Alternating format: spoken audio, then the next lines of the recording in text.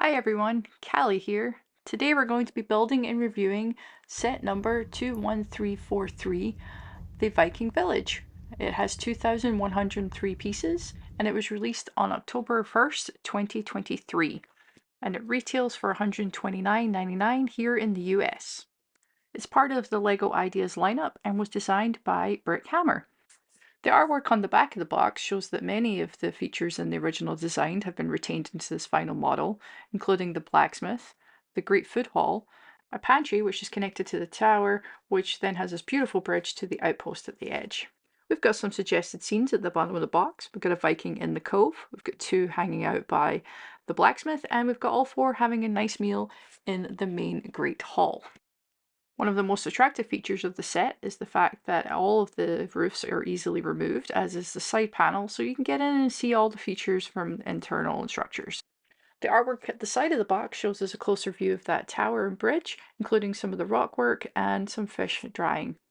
Finally, the top of the box outlines the four minifigures in the set. As you can see, they're all fully detailed with beautiful accessories, and we'll take a closer look at them after the build.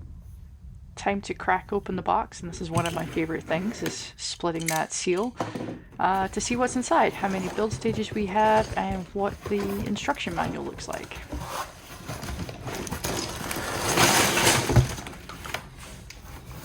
Inside the box we got 15 build stages and 2 ropes which will create that bridge later on.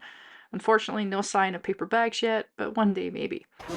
The set comes with one instruction book, and at the beginning it talks about the VIP program, which of course is now called LEGO Insiders. We get a little bit about Vikings, and then a couple of pages that discusses the designer. So there's plenty to read before you get to the page that shows you how the build is going to go. It's split into 3 main sections, each getting larger as we progress. Finally, there are no stickers in the set, it's all print pieces, so let's get started. The first 3 build stages are going to create the blacksmith. This first one begins with a nice minifigure, which is always a great way to start any build.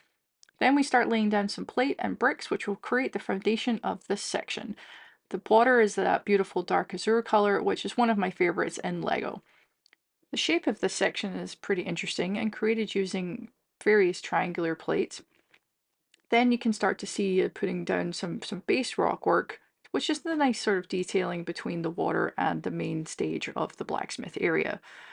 Dark tan tile is used to create the flooring, and as you can see, just adding some more details with snow and rock work there to finish off the stage of the build. So overall, after stage 1, you can see you've got your basic structure for where the blacksmith is going to be. It's quite a small area, but plenty of detail with the dark and light grey pieces. And then we've got the Technic section there where we're going to connect it to the rest of the build. And finally, a nice Technic piece there, which will be for the fire later. On to stage 2, and as you can see from all the brown pieces, we're going to build the main structure of the blacksmith itself. First though, we laid down some foundation work there for the chimney and the fire pit. The rear of the blacksmith is put on first, and then we add more details to the chimney, including the fire itself.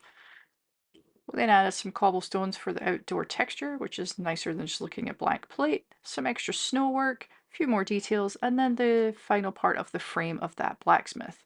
So the end of stage 2, you can see we've got a pretty detailed build coming together now. The rear of the blacksmith is really beautiful. I love the way they used the horn pieces here to add that detail. I adore the couple of masonry bricks in there, and that fun piece that I saw in the Rivendell set to create the smoke. The flame here can actually be sort of like moved up and down as if you're like fanning the flames, which is pretty cool. That's what that Technic piece was there for. And inside we've got some really cool details for the blacksmith, even if it is a little cramped, with the shield, the helmet, and of course some swords. So it's pretty nice, pretty neat detailed start to this build, and I'm really excited to continue on. And let me just show you how that would work. You just sort of push that down and the flames kind of go up and down. It's not the best sort of Technic piece I've ever seen in my life, but when it does work, it is pretty cool. Stage 3 will finish off the blacksmith, and we'll mostly focus on putting on the roof before adding in some foliage details. The roof is actually 2 interconnecting pieces that just will rest on top of the structure and will lift off in a sort of modular fashion. It's a really lovely design, and I think it really brings something wonderful to the set. The trees are actually made of those fern pieces that we saw in the Rivendell set, except they're in green and white this time to give it that beautiful sort of winter northern look. Overall, we have this lovely blacksmith. I really want to focus on this tree for a second. I like how they created the effect using upside down stalks that we add flowers to. It's got that barren but yet really great look. Around the back, we have that beautiful other winter tree, and I just want to focus on how they created this, just using those firm elements upside down. It creates a beautiful effect and one that I will buy parts for to recreate in my winter village. The printing on this shield piece is outstanding. I love the Viking ship at the bottom, a real marquee element in this set. As I said before, the roof is basically two panels connected at the top there. You can see the part on the left is a little indent, and that's going to be for the chimney, and you get the two pieces there just to help it sit where it needs to be. It's got crosses at the end, which is a nice detail, and it sits on top without any issues. That area for the chimney is beautiful. Overall, you've got some nice texture on top with some snow details, and it just finishes the blacksmith perfectly. Overall, this first section is full of detail and some really nice building techniques and part usage. My favorite still is that piece of smoke there at the top. It's a beautiful first part of the set, and I'm excited to keep going. The next section of the build is going to be the chieftain's longhouse. That minifigure I built, oddly, is not the chieftain.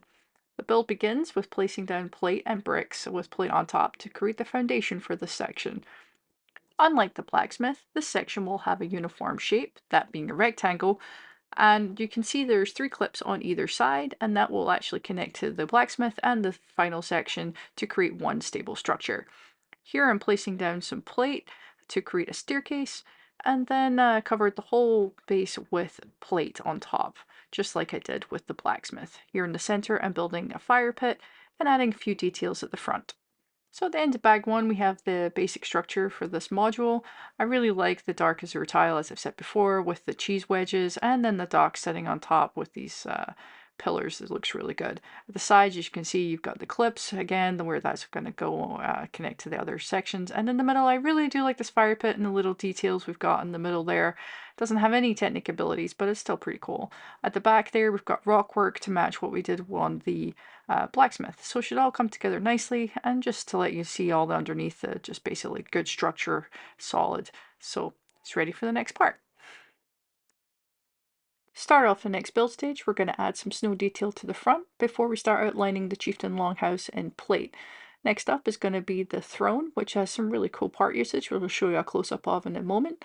Before we build the rear wall, it uses those profile bricks to create that log effect, and then we do the same at the front, and I actually get the front wrong, so forgive me for that. Has some beautiful part usage, doing some layering of the plate, and I really love those printed pieces at the top. My mistake was putting the clips at the top the wrong way around, but it's something I'll fix later. The throne is quite part intensive, but I really like how they use the warm gold clips to create both the headrest and the armrest on this. On either side of the throne we got two side tables, which we'll add details to soon. The longhouse is really starting to come together after just one more stage of building, and I'm excited to add the walls, which we'll do next. The next build stage begins with constructing the chieftain, which is great because now we have somewhere for him to sit.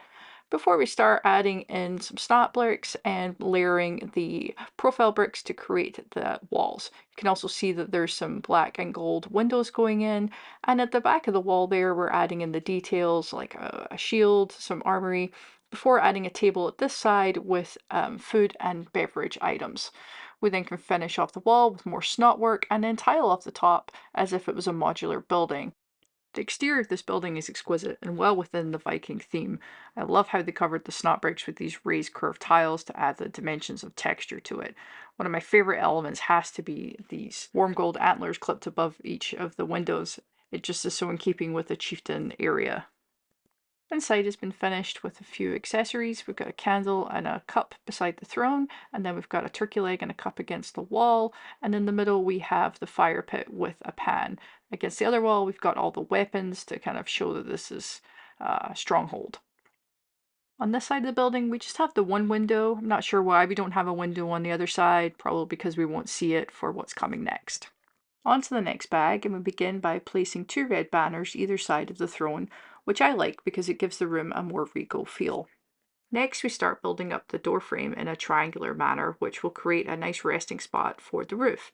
This is actually quite a part intensive area, which I like because it brings a lot of detail with those gold studs and dark brown 1x1 plate. It's covered in slopes, which creates a nice smooth finish for that area. Next, we start building up the door, and that's when I realized I made the mistake with that stud, so I corrected that and plopped it in place.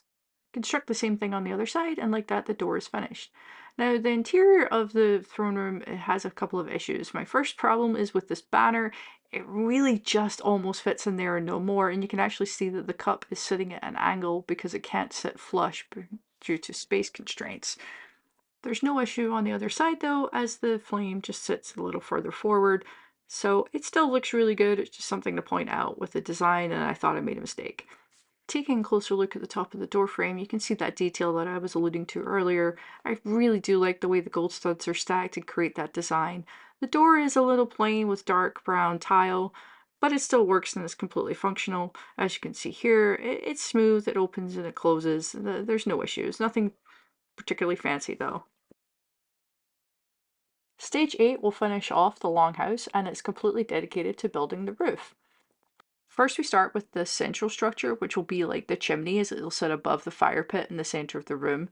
It also has these Technic elements on either side, which will act as the anchor for the two roof panels. The two roof panels are exactly the same, as you can see me here building them in tandem.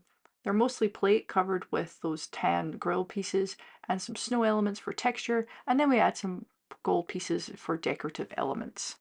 The roof is beautifully decorated once it's completed. You can see those two print pieces, which are the same as what's above the door as well. The chimney is on hinges, so it can open if you want a little bit more smoke access, but there are windows there, so it does act like a permanent chimney without having to move it. I do like how they've got those gold sausages there too. The grill pieces here, I think, just look great for thatch work. It's a really nice sort of design. And part usage. The roof itself is actually fully hinged by clips in the middle there, and so you can kind of put it at whatever angle you want, although of course it's designed to sit on top of the triangular structure. But just so you see how it all comes together, and it is a beautiful piece, and it just slots right on top there in a modular fashion, so it's easy to take off and look inside. With the chieftain longhouse now being completed, it will clip together with the blacksmith, and you can kind of see how all of this is coming together. Each module individually isn't really that impressive, but once you put them together like this, it's starting to really come together into a beautiful model. I love how it looks detailed front and back. It's only halfway through the build, and I absolutely love it already. So let's get started on the largest section. The third section of the build is going to contain the cave, a pantry, and then the watchtower. As with the other sections, we start this one off by layering down some dark azure plate. Again, it's triangular to create some interesting shapes. We then place down some brick and plate to create the foundation. As you can see, there was also some Technic pins there that will act as the connector to the chieftain longhouse. This creates the footprint for the cave and the beginning of the tower. It doesn't include the watchtower with the bridge. So as you can see, we've just got the same sort of basic structure that we had for all the other sections. At the front, you can see the beginnings of rock work with some snot bricks there that I think will add in some detail. And again, there's the Technic pins so you can see where it's going to connect to the chieftain longhouse.